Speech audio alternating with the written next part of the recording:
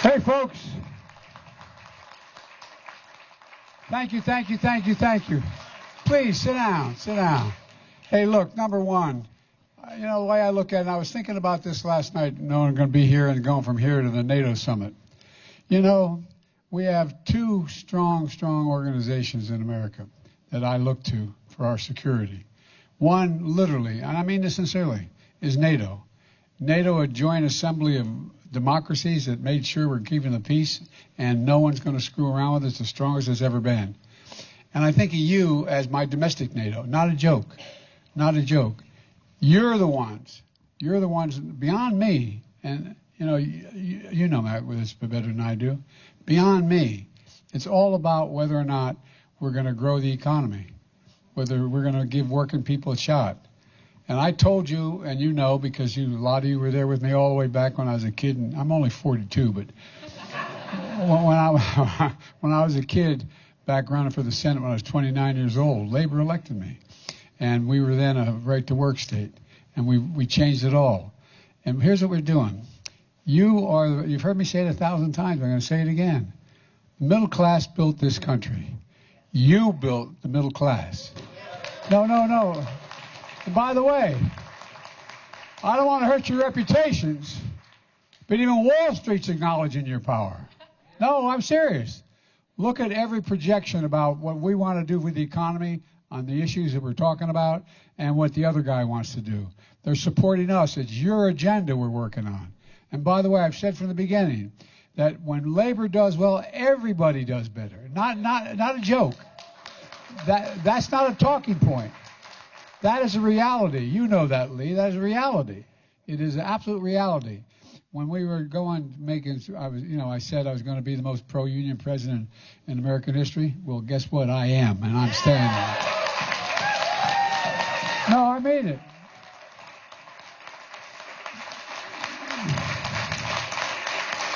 Because you represent the folks I grew up with. You represent where I come from. You represent where the vast majority of the American people. I come from a household with a 3-bedroom. We weren't poor, but we weren't. We didn't have anything left over at the end of the month. And but 3-bedroom house, 4 kids. Grandpa lived with us. Someone lived with us full time. I look back now and wonder how my dad handled those thin walls. But at any rate, the point is that we're just giving people a fighting chance. And when I got elected, and when I was, and even when you guys are with me, going all the way back into the 70s when I was a kid, that what we talked about was the whole idea of this was to give everybody a shot, no guarantee, just a shot, an even shot, and that's why I determined, and we've done it with your help and your leadership. We're going to build this country from the bottom up and the middle out, not the top down. No, I mean it. Not a joke. Not a joke. They're wanting me not to take too much time with you all today, but in terms of talking. But here's the deal. The fact of the matter is, take a look at what all the major economists, including the Wall Street economists, are saying. They looked at his proposal, what he's done, and what our proposal is moving forward. And overwhelmingly, you got 16 Nobel laureates in economic law, and they won the Nobel Prize for Economics, 16 of them. And what did they say? They say his proposals are going to bankrupt the country. His proposals are going to cause a recession. His proposals are going to cause us higher interest rates. And what you and I, and you've been helping me, you've been either leading on, or I've been following you, or you've been following me, what we propose is growing the country. No, we're the fastest growing economy in the world. That's a fact. We're the strongest economy in the world. But here's what we got to do. We've got to talk to our people.